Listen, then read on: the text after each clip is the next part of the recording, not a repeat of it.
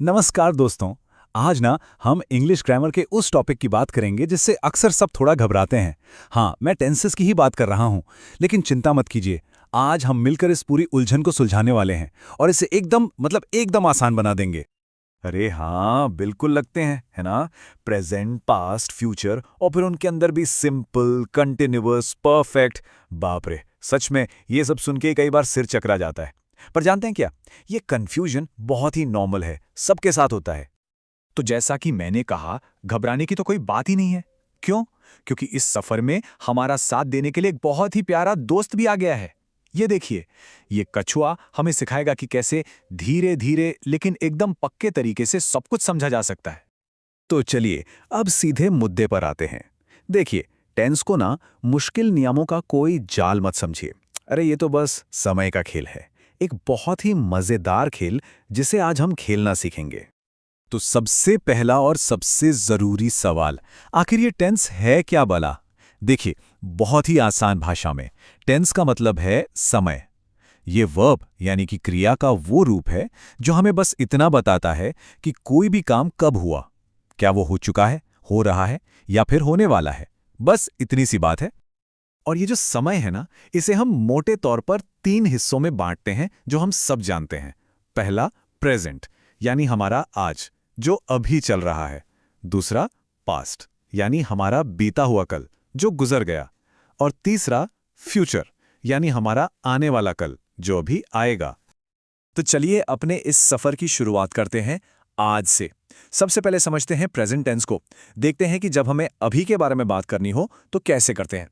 अब देखिए, present tense में भी बात करने के ना कुछ अलग अलग तरीके हैं। तो हम सबसे पहले और सबसे कॉमन वाले तरीके को पकड़ते हैं, जिसे कहते हैं सिंपल प्रेजेंट टेंस। अच्छा, तो ये सिंपल प्रेजेंट टेंस इस्तेमाल कहाँ होता है? याद रखिए, दो खास जगहों पर। एक हमारी आदतों के लिए, मतलब हैबिट्स, और दूसरा उन बातों के लिए जो हमेशा सच होती हैं, जिन्हें हम यूनिवर्सल ट्रूथ कहते हैं, जैसे कोई साइंटिफिक फैक्ट। इसका नियम भी बहुत सीधा साधा है। पॉजिटिव वाक्य में सब्जेक्ट के साथ वर्ब का पहला रूप लगा दो और नेगेटिव वाक्य में डू नॉट या डज नॉट का इस्तेमाल कर लो। सिंपल। चलिए उदाहरण देखते हैं, इससे बात एकदम शीशे की तरह साफ हो जाएगी। पहला, द बर्ड सिंग्स, मतलब पक्षी गाता है, ये उसकी आदत है, एक सामान्य क्रिया है। दूसरा, the earth revolves around the sun, मतलब पृथ्वी सूर्य के चारों ओर घूमती है। ये तो एक यूनिवर्सल ट्रूथ है जो कभी नहीं बदलेगा। और तीसरा, शी अंडरस्टैंड्स जर्मन, ये भी एक फैक्ट है कि उसे जर्मन समझ आती है। तो ये तो हो गया सिंपल प्रेजेंट। अब प्रेजेंट टेंस का दूसरा रूप देखते हैं, जो उन कामों के लिए है जो अभी इसी वक्त चल रहे हैं। इसे कहते हैं प्रेजेंट कंटिन्यूअस टेंस। जैसा कि नाम से ही पता चल रहा है, कंटिन्यूअस मतलब जो जारी है। इसका इस्तेमाल उन कामों के लिए होता है जो ठीक अभी हमारे बात करते समय हो रहे हैं। और इसकी पहचान तो सबसे आसान है। बस सब्जेक्ट के साथ इज, एम या आर लगाइए और वर्ब के आखिर में लगा दीजिए आईएनजी। ये आपको रहा है, रही है, रहे हैं वाली फीलिंग देगा। उदाहरण के लिए, Fatima is learning piano these days, मतलब फातिमा इन दिनों पियानो सीख रही है, काम अभी खत्म नहीं हुआ, चल रहा है। या फिर we are painting our house this month, हम इस महीने अपने घर को पेंट कर रहे हैं। या I am attending yoga classes these days, मैं इन दिनों योग की क्लास जा रहा हूं। तो एक मिनट, इन दोनों में फिर मेन डिफरेंस क्या हुआ, सिंपल प्रेजेंट और प्रेजेंट कंटिन्यूअस में? देखिए, इसे ऐसे समझिए। सिंपल प्रेजेंट है हमेशा वाली बात, जो काम अक्सर या हमेशा होता है, जैसे सूरज पूरब से उगता है। और प्रेजेंट कंटिन्यूअस है अभी वाली बात, जो काम बस अभी हो रहा है, जैसे बारिश हो रही है। एक हमेशा, दूसरा अभी, बस यही फर्क है। चलिए, प्रेजेंट टेंस तो अब हमें समझ आ गया। अब अपनी टाइम मशीन में बैठते हैं और चलते हैं थोड़ा पीछे। बात करते हैं बीते हुए कल की, यानी पास्ट टेंस की। पास्ट में भी सबसे पहले आता है सिंपल पास्ट। ये उन कामों के लिए है जो पास्ट में शुरू हुए और पास्ट में ही खत्म भी हो गए, मतलब बात पूरी हो चुकी है। इसका नियम क्या है? सब्जेक्ट के साथ वर्ब का सेकंड फॉर्म लगाइए, और हाँ, नेगेटिव वाक्यों में डिडंट के साथ वर्ब का फर्स्ट फॉर्म ही लगता है, सेकंड नहीं, ये याद रखना है। उदाहरण से समझते हैं।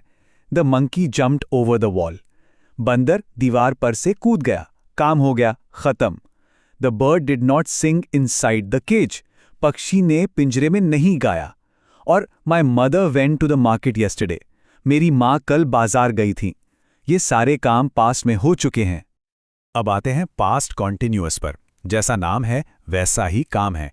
ये उन कामों के बारे में बताता है जो पास्ट में किसी समय पर चल रहे थे, माने कॉन्टिन्यूअस थे, खत्म नहीं हुए थे। जैसे प्रेजेंट कॉन्टिन्यूअस में इज एम आर था, यहां बस वॉज वर लगाना है और वर्ब में आईएनजी तो लगेगा ही। ये रहा था, रही थी वाली फीलिंग देता है। इसके एग्जाम्पल्स बहुत अच्छे हैं। पहला, Riya and her friends were going to the theatre. Riya और उसके दोस्त थिएटर जा रहे थे, मतलब जाने का काम चल रहा था। और ये दूसरा वाला तो बेस्ट है, I was doing my homework when I heard a noise. मतलब जब मुझे शोर सुनाई दिया उस वक्त मैं अपना होमवर्क कर रहा था। एक काम चल रहा था जब दूसरा हुआ।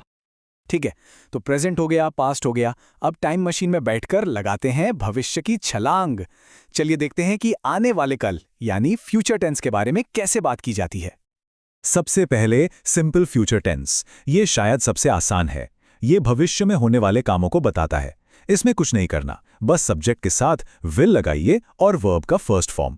और नेगेटिव बनाने के लिए विल नॉट या शॉर्ट में वोंट का इस्तेमाल कीजिए। इसके उदाहरण भी एकदम सीधे साधे हैं। The girl will write a letter, लड़की एक पत्र लिखेगी। Jiya will go to her friend's place tomorrow, Jiya कल अपनी दोस्त के घर जाएगी। ये सारी बातें भविष्य में होंगी।